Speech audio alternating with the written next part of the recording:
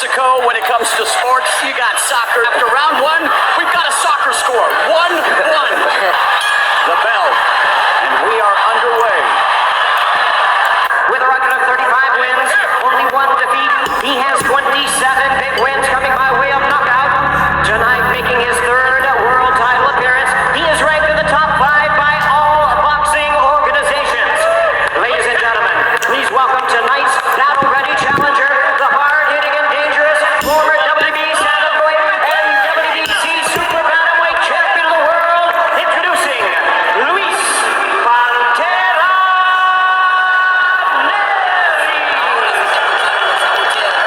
And his opponent across the ring, the defending world champion, fighting out of the blue corner, wearing black trunks with gold trim, hailing from Ormoc City, Leyte in the Philippines. His weight 117 3/4 pounds. His record 29 wins, 4 losses, 20 of his wins coming by way of knockout.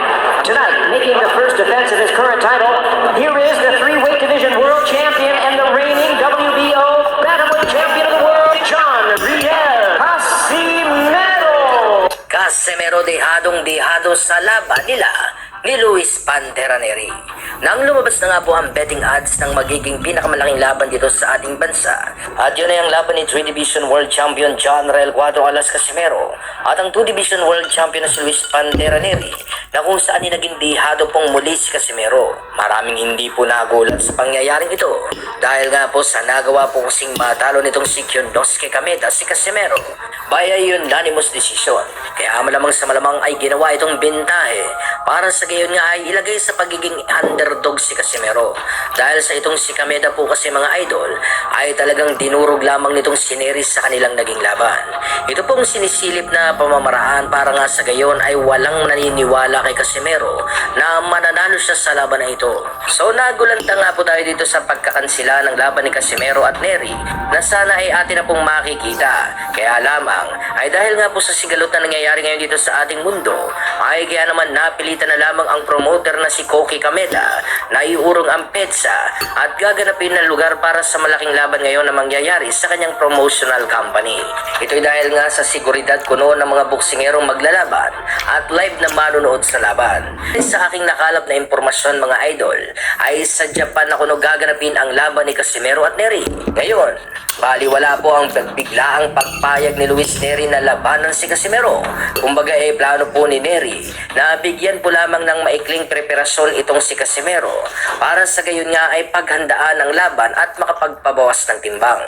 Hindi madali sa kahit sinong boksingero ang pigain ng katawan sa loob lamang ng isang buwan.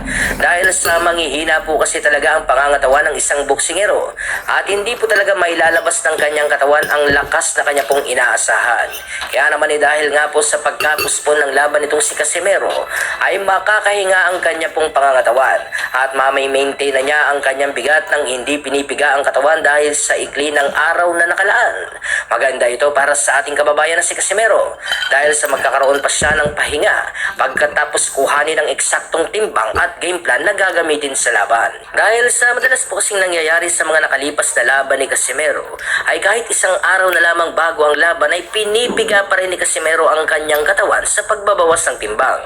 Sana ay may isang linggong recovery na mangyayari ngayon kay Casimero para sa gayon nga ay hindi talaga ma-overtrain o hindi masunog ang kondisyon para sa malaking laban sa Meksikanong kalaban. Ngayon ay natin naman pong himay-himayin ang kakayahan ng dalawang boksingerong ito. Unahin na po natin itong si Luis Neri. Ang estilo nitong si Luis Neri ay isa pong agresibong boksingero na hindi basta-basta nagpapalamang ng suntok sa kalaban. Kumbaga mga idol ay may pagka Juan Manuel Dinamita Marquez ang tirada nitong si Pantera Neri. Nagaganti po talaga ng suntok kung itong kanyang kalaban ay papasok sa kanyang depensa. Napakahilig po nitong si Neri ang makipagpalitan ng suntok sa mga kalaban. Kumbaga ay naliligayahan po itong si Luis Neri na makitang nananalo siya sa palitan ng mga kombinasyon. Wala sa radar ni Neri ang tumakbo at maging isang defensive na boksingero. Kumbaga pasagan po talaga ng mukha ang gusto nitong si Luis Neri. At bagay na bagay po naman ang istilong ito dito sa ating maangas na kababayan na isang 3 Division World Champion na si John Riel Cuadro Alas Casimero. Dahil sa ito po kasi ang tipo ng boksingero na gustong-gustong makakalaban ni Casimero. Kalaban na hindi marunong umatras. Kaya naman ay sigurado na wala pong takbuhan at literal na basagan talaga ng pagmumukha ang magiging laban ni Casimero at Neri. Hindi pwede itong papuchi-puching game plan lamang ang gamitin ni Casimero para talunin itong si Luis Neri sa laban. Dahil sa magiging kumpiyansa po si Casimero sa laban na ito, ay hindi lang normal na pagkatalo ang matitikman ng ating kababayan. Dahil sa sigurado mga idol na malagim na pagkatalo ang mangyayari kay Casimero kung magpapabaya dito sa magiging laban nila ni Neri. Dahil sa hindi naman siguro lingid sa ating kaalaman na si Luis Neri lang naman ay itong kauna-unahang boksingero na nagpabagsak dito kay Naoya Inoue. At sigurado na mayayanig din si Casimero kung siya ay direktang matatamaan at hindi mapaghahandaan ng mabibigat na suntok nitong si Neri. Hindi lang dapat ang pagiging opensibong pag-atake ang dapat tutukan ng kampo ni Casimero. Ito ay dahil sa kailangan din pong pagbigyan ng pansin nitong si Casimero ang depensa, game plan, makuha ang timbang sa laban at ang kanyang stamina. Ngayon, kung masusolusyonan ni Casimero ang pangunahing problemang ito, ay siguradong malaki po ang tsansa na manalo ang ating maangas na kababayan sa laban na ito. Hindi biro ang laban na ito mga idol, kaya po ay kailangan mag-ensayo talaga ng kampo ni Casimero. Ito po ay dahil sa kung magiging pabaya si Casimero dito sa magiging laban niyang ito, ay siguradong hindi siya sasantuhin ng mga kamao nitong si Luis Neri. At bago po natin masaksihan ang laban na yan, ay may ihahain muna ako sa inyo na nagdaan na laban itong dalawang boksingerong ito. Unahin na po natin itong masasabi po nating naging pinakamalaking panalong laban itong si Neri. At ito na nga po ay nung makakalaban ito ang tinaguriang Naoya Inoue noon ng bansang Japan na undefeated na si Shunsuke Yamanaka, na kung saan inagawa po nitong si Neri na talunin sa pamamagitan ng knockout ang Hapon na kanyang nakalaban. さて、この13球目でパキーン、これはもう決め、この左右の山中のジャブ、今ラウンドから倒しに行ってますよ、山中。ああ、そうですか。おっと左です。はい。思ったより打ちに行ってますね。ああ、確かにそうですね。非常にフットワークのいい選手ですよ。もう左をもう、でもこの最初ね、若さもありますね。はい。おっとジャブ、キーン。回転が非常に速いですからね。はい。神の左を上回る74段、そういった意味でボディネリのませんね。そうですね。あと最初のパンチですよね。最初のパンチ。はい。ネリがストレートの後のこのミドルですね。そうですね。チャンピオンは左のガードをしっかり上げなくてはいけません。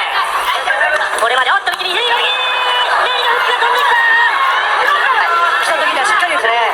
ボディ低席にいてもセレスさん、ネリは非常にパンチ力があります。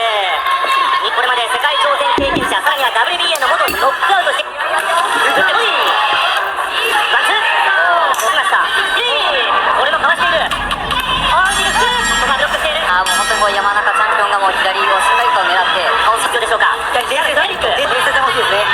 今のレリのパンチに冷静に対応していると見ていいですか。してますね。ただ思ってるのですね。はい。丁寧にやってことですよね。足も動いている。陣営からは右を相手の胸に山中の胸に大きくまだその動きが小さいところでこうあれに当てていこうという。なんといってもハードバイ一瞬目には絶対にいかない。はい。山中はそれより少し遠い。そうですね。はい。右のジャブを打ってきます。ボディボディ。一発一発のパンチに入る。ちゃんといいですね。これ冷静。少し背中踏ん取った。いやーね。いやでしょうか。しながら右をついていけば今のストレートが当たる。はい。まだまだ。ボディボディ。はい。チャレンジャーのネリは23戦連続で相手をキャンパスに進めて、特に本当にもう2、3ラウンドも4ラウンド以内も残り10秒を切りました。13回の防衛。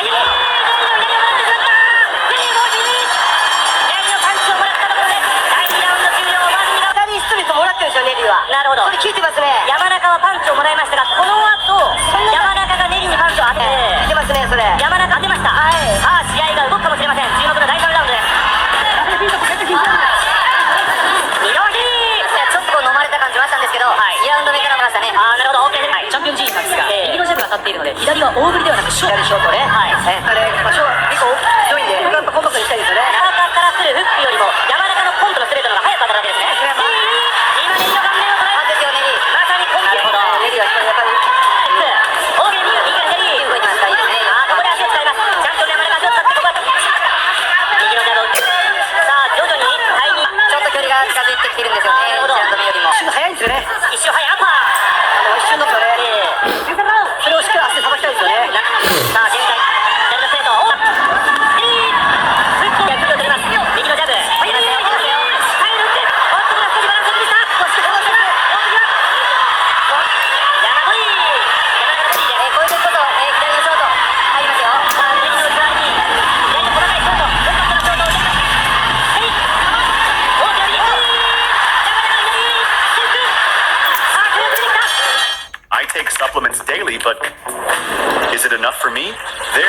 Energy Plus.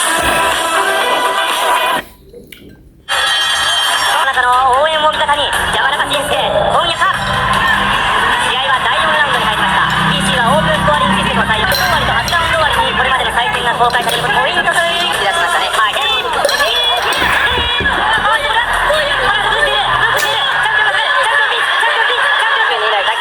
今もエンジンかかっていきますから、ここは下がるようなチャレンジャー陣営かなりテンションがとしてはもう一貫しています右から全て左につなげようということですなるほどステージに対してネギはこう打ち抜きやすいんだというふうに右チャンピオンビッチャンピオンビッチ効いているチャンピオンが効いているストレンドを迎えている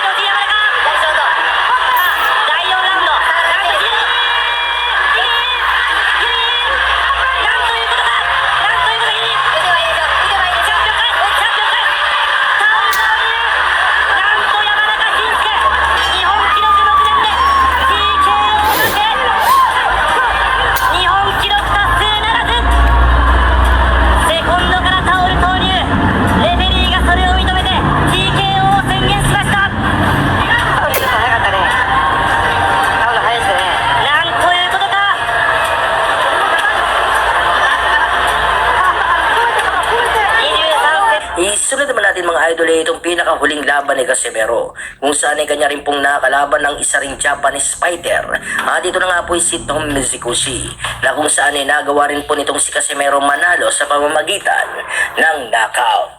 Sa unang round ng laban mga idol ay malayo na sa naugalian na Casimero ang lumalaban ngayon dahil sa hindi na ito padalos-dalos kung gumalaw na parabang kinakalkula na rin ng ating kababayan ang kakayahan ng kanyang kalaban.